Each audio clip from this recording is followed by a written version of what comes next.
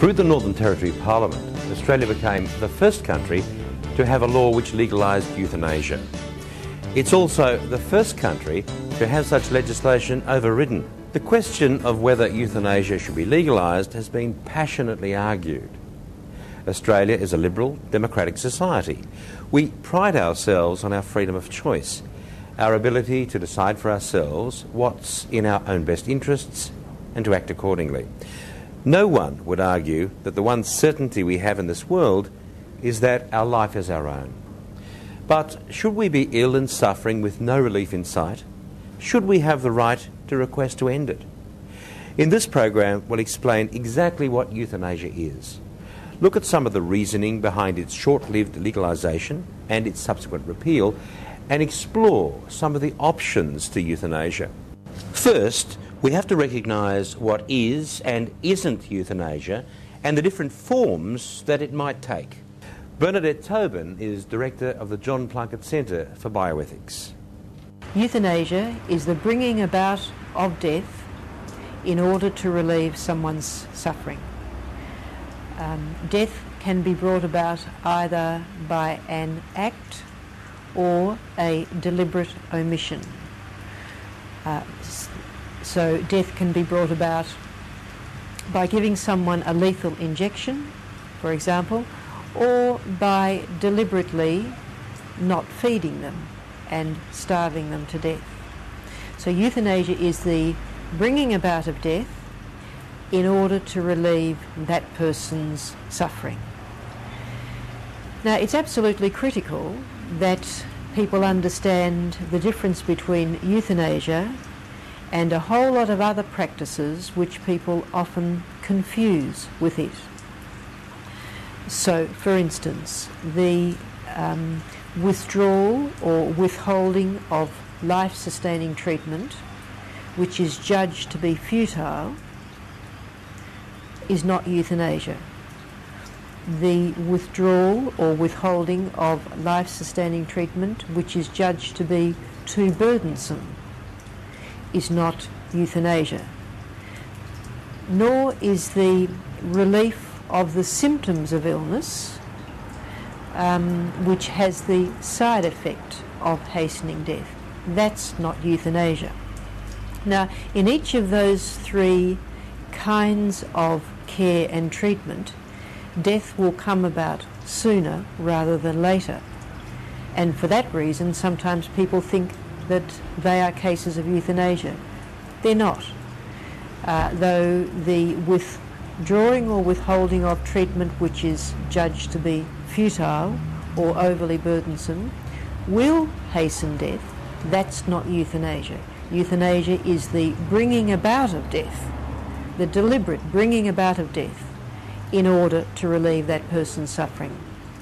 And the last case, the relief of the symptoms of terminal illness in a manner which happens to hasten death as a side effect, that's not euthanasia either. It's good clinical practice, just exactly what a good doctor should be doing. Now, that said, there are different forms that euthanasia can take. Such as?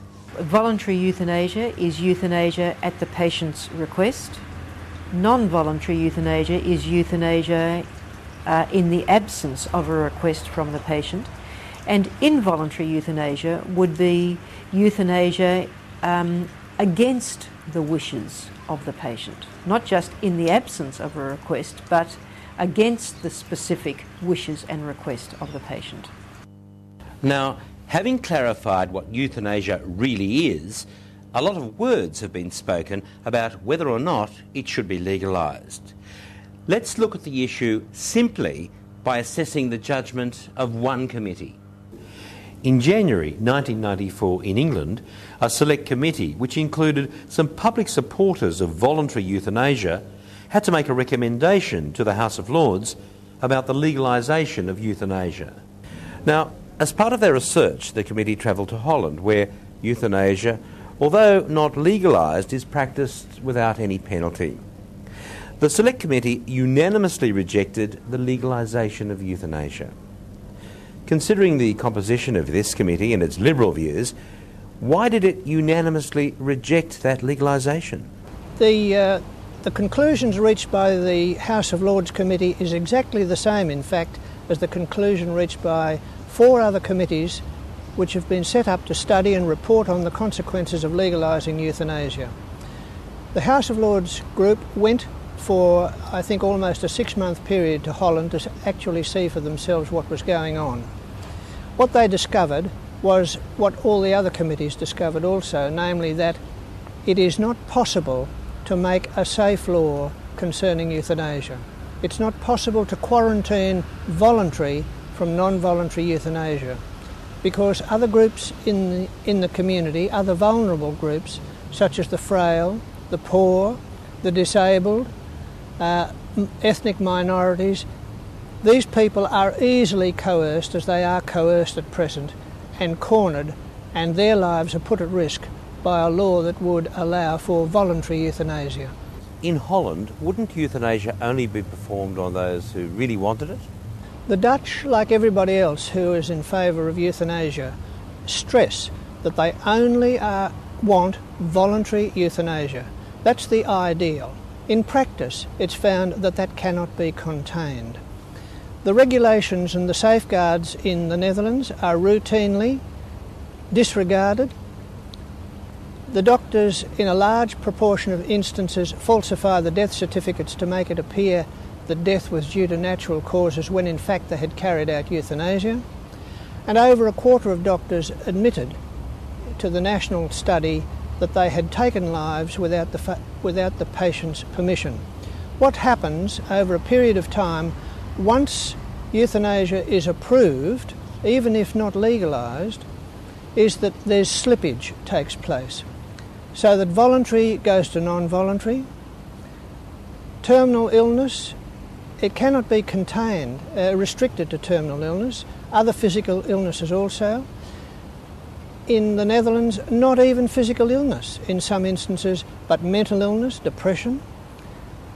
It goes from competent adults to children and adults who couldn't consent, and from being a method of last resort to a method that's resorted to for many patients quite early.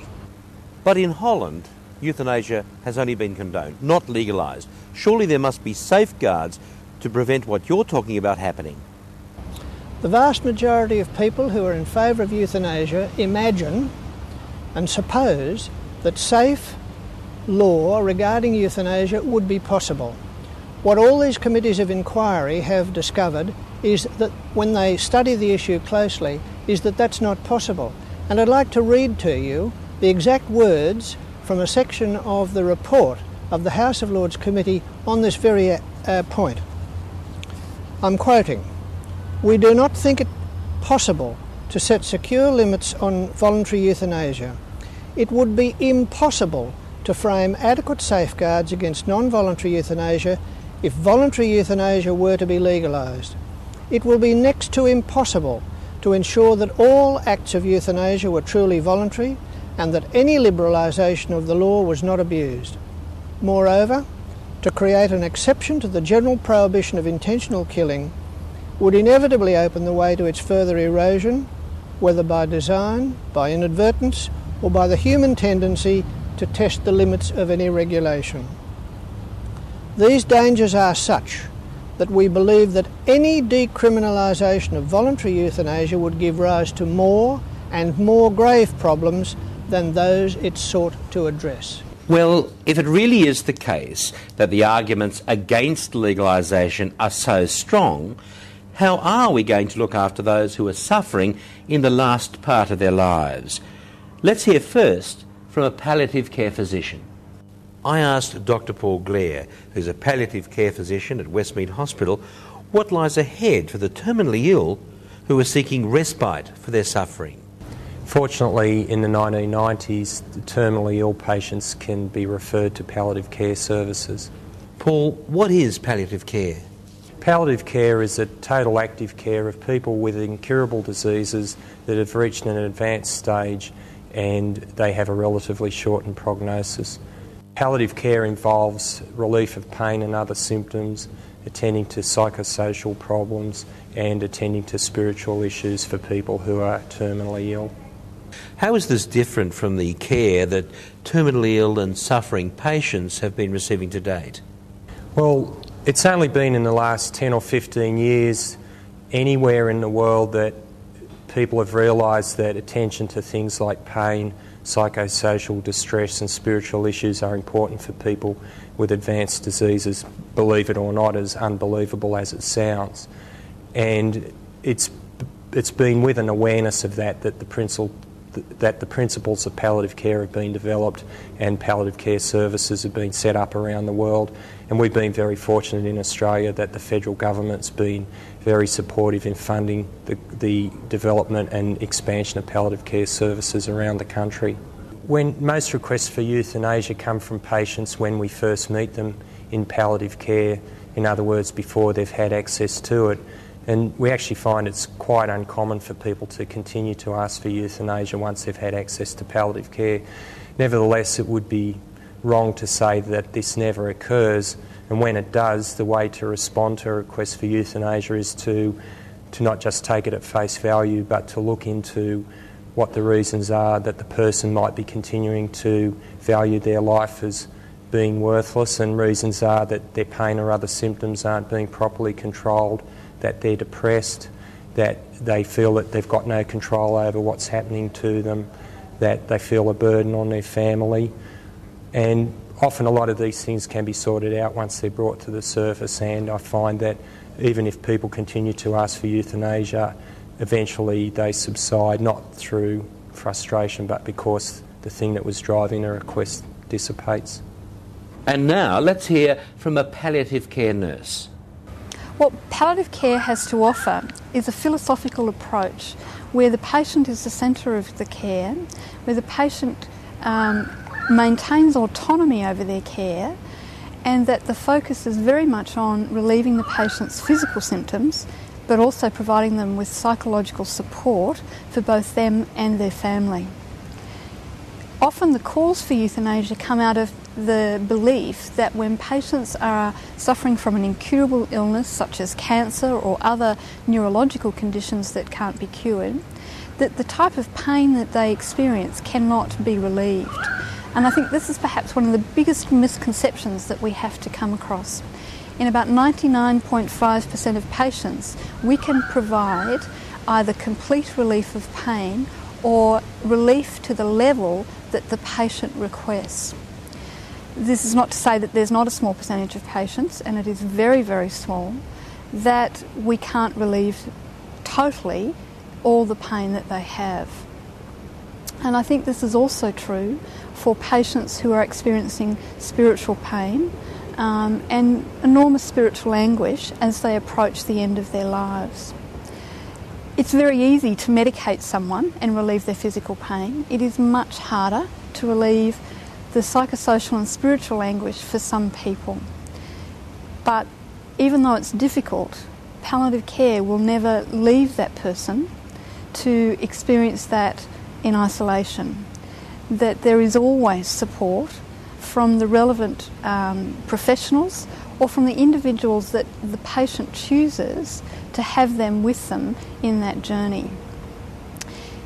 And I think one of the things is, it sounds very glib to say we will always be there for you, but it's one of the things that when you talk to people that they want the most.